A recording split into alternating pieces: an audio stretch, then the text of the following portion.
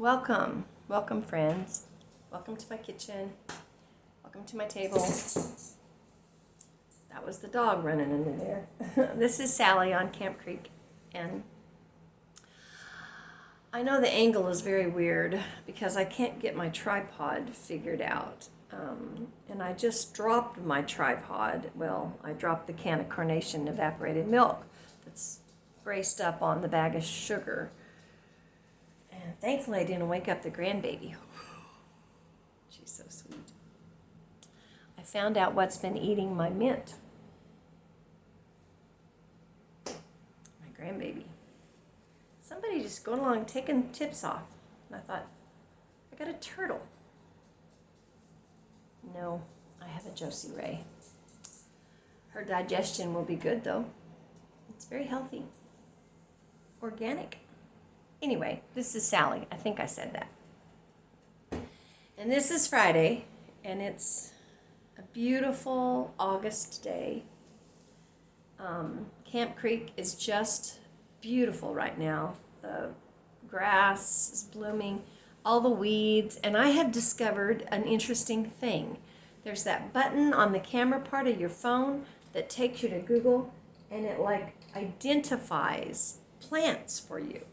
Now, it's not always correct because some plants, I know what they are. Something's creeping.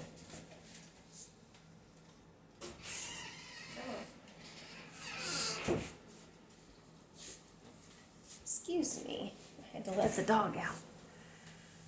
But most of them, it verifies it multiple times, and then you know if it's correct or not, or you're more apt to maybe think that it is. And I have discovered some wildflowers, I like to call them, my husband would call them weeds, of things that I did not know what they were. I thought they were one thing, and I've discovered they were something else. We have a plant, my husband always called it waterweed, and I looked it up. There goes that dog again. I don't mind if he goes in and out of there, but if he would just learn to shut the door, that would be helpful.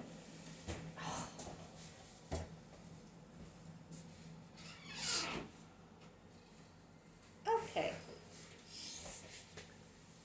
The fan blows in there on the baby who's asleep, and the big dog likes to protect her, so he's sleeping in there on the ground, of course, next to the bed. And when he hears me talking, he creaks the door and comes out. And then he goes back in, and I have to shut the door, or the fan's too loud and you can't hear. So, anyway. So there's this plant, and my husband always called it waterweed. And the kids would always pick it and bring it in the house. And it does have a pretty smell, but boy, will make you sneeze. Make me sneeze. Allergies. But it sure is pretty. And, he tried to get rid of it in our bottom for years and did a real good job. But because it will take over, and it took over our grassy bottom for a while, but he got it pushed back. But we have some up by the gate, so I clicked on it. I've always been wondering what it was really called, so I did that on my phone, and it said that it was called Snow on the Mountain, which makes all kinds of sense because it's a green, leafy, flower-looking thing, and then it has white edges on the leaves, and then little clusters in the middle. It's very pretty. Snow on the Mountain. And then there was another one that I thought was velvet weed, but it's not. It's got a different name, and it's a nightshade, it said. And then another plant that I always wondered about was called carpetweed. Now I knew that one. I knew carpetweed because it just kind of grows on the grass and just takes over. But the one that I didn't know was silverleaf, and I've always wondered what that was called. But there was one, the one I thought was velvet weed. It said it was a type of poinsettia. Who knew? I know that if the chickens eat that purple leaf plant, their yolks will be, instead of runny, they'll be like crumbly, like congealed almost, and sometimes the eggs almost look like they've been shook up in the shell. And I never have eaten one. I suppose you could eat it if it was like that, but I always just throw them away because, they look like a rotten egg. And they do smell different. And I researched that one year, and it said if you have this particular plant and they're getting to it, if they eat it, it'll mess up their eggs, and you'll have eggs you can't eat. So I looked all over the yard, and you know where I found one? A big old one right next to my chicken coop, which hung over the coop, and I didn't pull it down because it was so pretty, and it had pretty purple leaves on it and shade. So I got rid of it. I found some of that out in the yard, and I thought that it was called velvet leaf, but it had a different name. So there you go. Live and learn. I'm learning all kinds of things. As older as I get, the more I learn. Usually I learn that I'm not as smart as I thought I was. I learn that every day. Anyway, I have a little crochet. So let me show you what I've been doing. I had this Premier Serenity Bulky, and it's just 100% acrylic, a number 5 bulky, and it was $5 at Walmart. And my oldest grandson wants a robot, so this is the body base for the robot. I'm not going to do it this way. I'm going to do it this way, and I'm going to try to figure out how to put a gusset in, and I may run the arms through here, and that's a good idea. And then they'll come out, and then the legs will come down this way, and the head's just going to be square. Super simple, super easy. He's a little probably too old for it, but I'm making the other kids something, and so I have to make him. I feel like he wouldn't feel that way, but I feel like I want to make him similar to what I'm making the other kids. My youngest grandson wants a blue shark, which will be easy. And my middle grandson, Isaac, I promised him for a long time I would make him a dog. So I've got the yarn upstairs in the attic. It's wool left over from a Christmas present I made a few years ago, and every time I see it I think I'm going to make Isaac a bulldog out of that. But I got to find a bulldog pattern. I'm not good at amigurumi. I can't even say it right. And this may not be tight enough to hold the stuffing. But I'm going to get that black stuffing. I've seen it at Hobby Lobby, and so it won't show through the holes as much, I don't think. I did it with a small, but see, it's a little bit. I'm never happy about that with my stuffed things I made. When I made the Elmo that looked like a monster, scary Elmo, you took a hairbrush, you took a back combing hairbrush back in the old days people used to buy, and you brushed that when you were done, and it made it fuzzy, and that was really cute. That was a good feature, other than it was scary looking, and I think the kids were scared of it. But anyway, so that's that. I got that finished. Oh, piffle! Here it is. I did get washcloth almost finished. I've been on the phone all day, and I'm working today too. But I've been on the phone all day with my different people, so I didn't get the last 4 or 5 rows of this done. I'm going to finish this one row, and then I'll show you. This is the hummingbird and trumpet vine from my Leisure Arts 12 different garden themed washcloth patterns, 12 different patterns. And I made this out of Walmart's cotton. They have these in, I think they have this green and this pink and a cream and a lavender and a tan, I think. Anyway, they're $2.99, and it's 100% cotton, and it is a number 4 medium.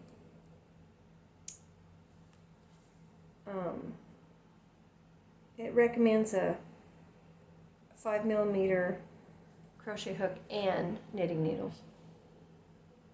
These are smaller than that because sometimes my knitting is too big, and and I think it needs to be a little bit tighter to get the pearl bumps to show up and let the design kind of come through on these washcloths. So I've done quite a few of these in the last months. It's good summer knitting, and you use cotton, it's cool, you know. And it's a quick project, and you can practice all your different stitches, or at least some of them, and you end up with a nice little product. Now these, I'm trying this out because I want to make a baby blanket out of these. That's why I bought the pattern in the first place, because I thought we might have a boy, and I wanted a garden themed, because we're farmers, I wanted a garden themed boys baby blanket. And I thought, well, these would be cute in tan and green and blue and gray, you know, boy colors, blue, yeah, several, you know, some color of blue. And this is the hummingbird and the trumpet vine out of that, and it makes up really nicely. But ended up we had a girl, so no, I ended up, when I got the book, there were more flower. I was hoping I would get like a wagon, shovel and hoe, and some birds and some plant, more garden, like I think of as a garden, you know, a potato and a carrot, something like that. But it was a topiary and a tulip and a bird and a birdhouse and a bee house. And a bee, I wanted a bee, but there wasn't a bee in there. There was a frog. I made the frog several times. So anyway, and these are on a size 6 Lion brand knitting needles that came from Walmart. But let me show you, this is what I do when I have this light colored yarn. This is just a bag. You buy these at Walmart, or I buy them. I don't really go to Walmart much, but except for a little yarn here and there. But I get them at my grocery store, and they're to put your homemade bread in, and they have a twist tie, and they're real cheap. And it works so good for this. I just put my yarn in there, run my yarn out the top. I have much less mess and dirty yarn, especially with these light colors. My little ones tend to pull my work a lot, and then things get dirty. So now I've got the pink too, and I'm going to try, I'm going to do something with this. You can see this is a little bit bigger. See, a little bit bigger. Let's do it this way. It would go like that, and see I've got some rows aren't finished, but you can still see how much different the size is. And this red cardinal, this is the cardinal, it is regular. This is, I love that cotton. It's a little bit smaller than Peaches and Cream or Cream de la Cream or Lily's, whatever. A little smaller. Makes it a little bit softer. And this one usually sits under my water machine over there, Mr. Berkey, for the drips. It works real well for that. So that's where I'm at on my washcloths, and I don't have a whole lot done. My dog's gonna bark now. I would bet you $10 there's a goat getting a drink. I would bet if I was a betting person. Dog. So I made some progress on my sock. A little bit. I'm going to have to let him in. This is Serenity Premier, or by Premier Serenity Sock. It's the one with bamboo. It's super fine. Size 2.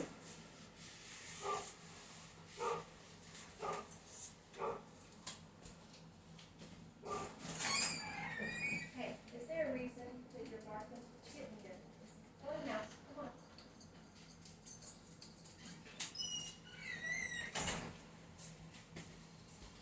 Okay, I'm sure that's not nice. So I've still got the second sock of those to make, and I dug these out because I thought I might finish these for my sister-in-law. This, I think that is so pretty. And these, I've got these on a Knitter's Pride Cubics square one. Here comes the dog again. And this is the color of Phoenix. The reason I have not made these up yet, this is that wool-free sock and stripe, and this was like $5 a skein at Hobby Lobby, and I got them for $2.99. And I bought a bunch of them because they're so pretty. Problem is, that's interesting. There's a darning needle in that in the drawer. I made these for my daughter, and I made the purpley pink ones, and I don't remember, they're all different cities, and I don't remember what city that was. It might have been New York Lights or something.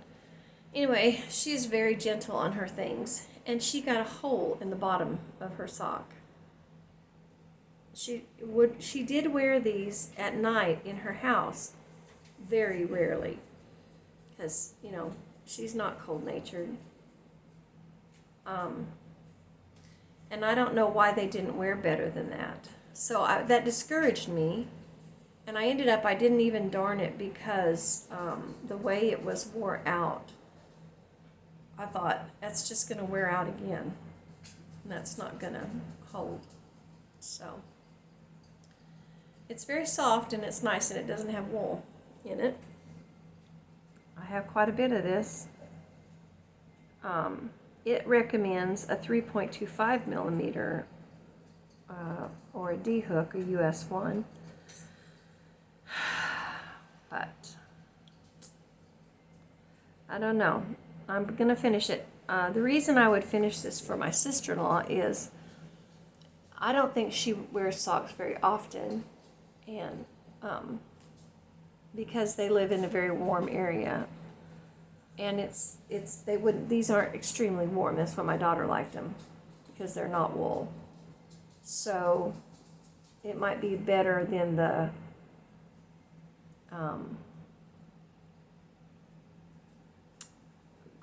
Croy patents that's so thick and heavy that I started, and it still would be in her colors, so that would be pretty. So I may finish them, but I'm concerned because I don't want them to just wear out. Having said that, when I made them for my daughter, I used a bigger needle because I wanted them to be stretching. I knew she was going to wear them in the house. I didn't want them to just hug her feet real tight. She wanted something looser, and so I used a looser gauge. So these are more normal, and I think that when you use a looser gauge, you don't get as sturdy a product. What do you want? You cannot go. The baby is sleeping in there. No, Charlie, if you wake that baby up, Charlie, no, go lay down. Tell you, go lay down. He doesn't like that. The big farm dog is in there on the floor next to his baby. He doesn't like it. He wants in there too. But he wants me to go make the farm dog come out because he don't want to share the baby. Anyway, so these, and she's got littler feet, so these might last better for her. Anyway,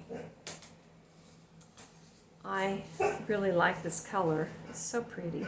But look, this is on sale. These are cheap on sale, and were on sale for a reason. Come here, Charlie. Come lay down. Lay down. Come here. I don't have food for you, but you can lay down anyway. You can lay down. And you hush up. I'm going to get the fly swatter after you. He doesn't know what a fly swatter is. Anyway, so that's what I'm working on.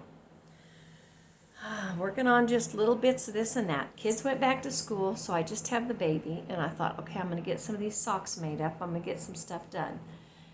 And I really haven't. As you see, I started making a robot because that's what I do, start something new.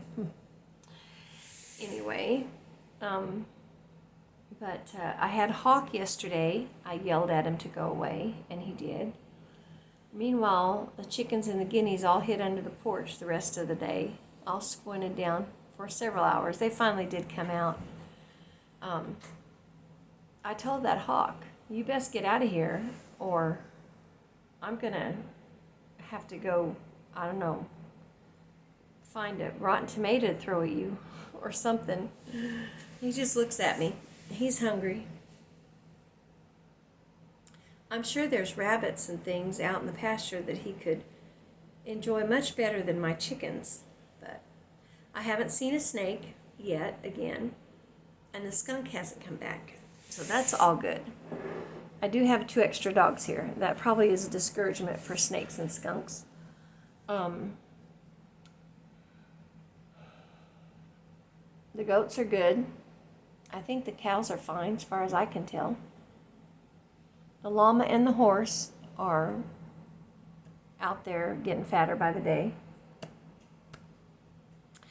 And fall is coming, fall is coming. And I'm excited. I'm excited about the change of seasons. You have to, it's a choice. It's a choice to be happy about things. And I am always happy about the change of seasons. I was a little concerned about winter this year just because I'm not going to be as busy as I was last year.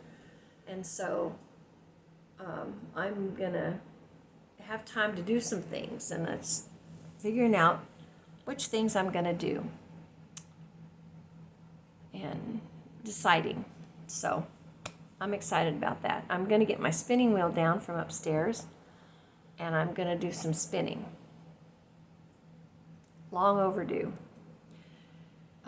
So that's on my project list, along with getting these other things finished, these socks, and I want to get these little Christmas things made up and put away so they're all done for the grandkids.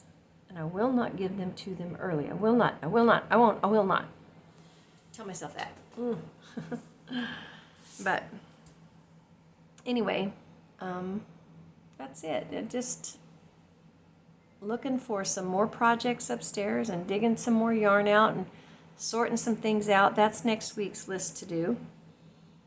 I would like to go through my stuff and decide, okay, I am going to use this for this project. I'm going to use this for a project. I know the project I'm going to use that for. And everything that I can assign, I would like to donate to the thrift store. Because I have a lot of unassigned yarn. I used to have a huge, gigantic stash. I didn't buy most of it. A lot of it was given to me. A lot of it was bought real cheap. Some of it was just yarn that I bought.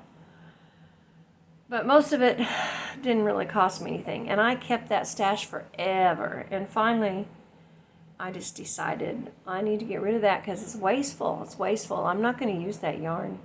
I'm just not. And I lied to myself and say I will, but I'm not going to.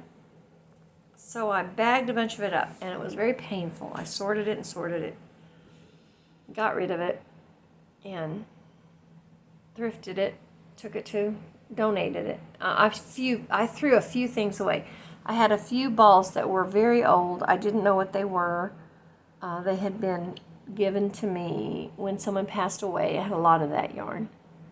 And I didn't know what it was. I hated to donate yarn that I don't know what it is, So some of that was thrown out. Very little, though. And I did get it cleaned up, but somehow that yarn that I left up there, it's been multiplying. Because I know there's more up there than should be, somehow. So I need to get that down, and I need to go through that again. And that's next week's project, possibly. It's kind of an ordeal to get it down.